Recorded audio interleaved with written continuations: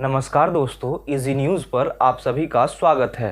जो भी इस चैनल पे नए हैं उन सभी से गुजारिश है कि वो इस चैनल को सब्सक्राइब कर ले।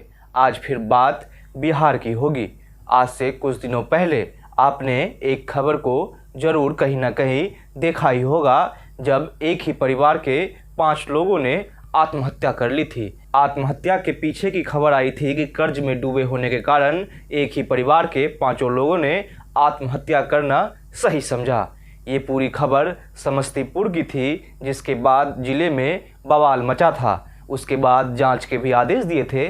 पुलिस आगे की कार्रवाई में अब तक जुटी हुई है, लेकिन अब तक उस मामले को लेकर कोई नया अपडेट तो नहीं आया है। लेकिन समस्तीपुर से ही एक नई खबर सामने आ गई है। दरअसल एक गरीब परिवार का समस्तीपुर में जीना कितना मुश्किल है, आप इस वीडियो से देख सकते हैं।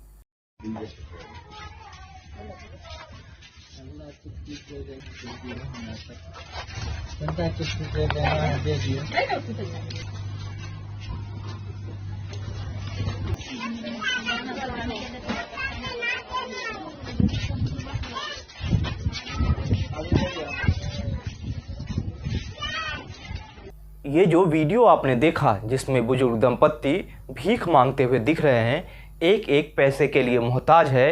ये पैसे अपने पेट भरने के लिए नहीं मांग रहे हैं, बल्कि ये पैसे अपने बच्चे के सबको छुड़ाने के लिए मांग रहे हैं। हमारा सिस्टम इतना करप्ट हो गया है कि वो सब के लिए भी पैसे लेने से नहीं हिचकती है। कहा जाता है कि एक देश या एक राज्य तब विकसित होता है जब उस देश या उस राज्य का समाज विकसित हो जाए। लेकिन समस्तीपुर का ये घिनौना चेहरा बेहद ही खतरनाक है, जहां सब छुड़ाने के लिए भी पैसे देने पड़ते हैं। दरअसल पूरी खबर ये है कि इस बुजुर्ग दंपत्ति का पुत्र, जो मानसिक रूप से विक्षिप्त होता है, 25 मई को कहीं लापता हो जाता है। 7 जून को आसपास के इलाके में एक शव मिलता है और ये बुजुर्ग दंपत्ति उस शव की पहचान अपने बेटे के रूप में करता है। और जब माता पिता सदर अस्पताल पहुंचकर अपने बेटे का शव मांगता है, तो फिर इससे 50,000 रुपये की मांग की जाती है। कहा जाता है कि शव के लिए आपको 50,000 रुपये देने होंगे।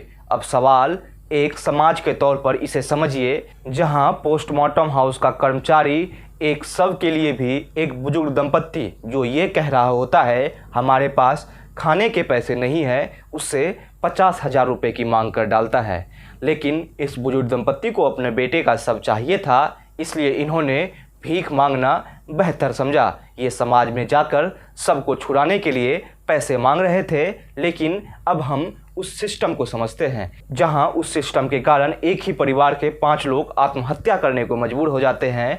अब वहीं स्वास्थ्य विभाग में ये सवाल बड़ा हो जाता है कि आखिर एक बुजुर्ग दंपत्ति से कैसे, जो खुद ये कहने को मजबूर है कि हमारे पास पैसे नहीं है, उससे 50,000 रुपये की मांग कर दी जाती है। ये सिर्फ एक घटना नहीं है। अब आप सोचिए कि वो पोस्टमार्टम हाउस का कर्मचारी कितने लोगों से पैसे की डिमांड करता होगा। अब सिविल सर्जन ने इस मामले पर कहते हुए ये पल्ला झाड़ लिया है कि उसने पैसे की तो मांग की होगी, लेकिन इतने पैसे की मांग नहीं की होगी। अब आप सोचिए कि सिस्टम हमारा कितना करप्ट है। और एक सवाल हमसे बार बार पूछा जाता है, आखिर बिहार अपने आप को विकसित क्यों नहीं कर पा रहा है? बिहार में गरीबी क्यों है? बिहार पिछड़ा क्यों है?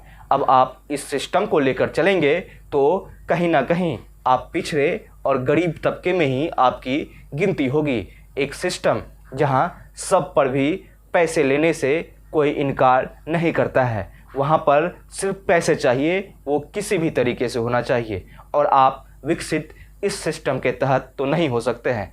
सवाल समस्तीपुर प्रशासन से भी है, जहां बार बार ऐसी घटना आ रही है जो सिर्फ उस जिले को नहीं, पूरे राज्य को शर्मसार कर रही है। बार बार ऐसे घटनाओं का एक ही जिले से आना बताता है कि वहां पर भ्रष्टाचार का बहुत ही बड़ा खेल चल रहा है। भ्रष्ट सिस्टम के कारण समस्तीपुर के साथ साथ बिहार की भी बदनामी हो रही है। सवाल बिहार सरकार से भी है, आखिर स्वास्थ्य विभाग ने ये कैसी व्यवस्था कर रखी है, जहां सबको पोस्टमार्टम हाउस से निकालने के लिए 50,000 रुपये घूस देने पड़ते हैं। ये बहुत बड़ा सवाल है जिस पर सभी को गौर करना ही होगा, खासकर बिहार सरकार को। ये वीडियो आपको कैसा लगा हमें ज़रूर बताइएगा। साथ ही साथ इस वीडियो को लाइक और शेयर करना ना भूले और जाते जाते इस चैनल को सब्सक्राइब कर दे।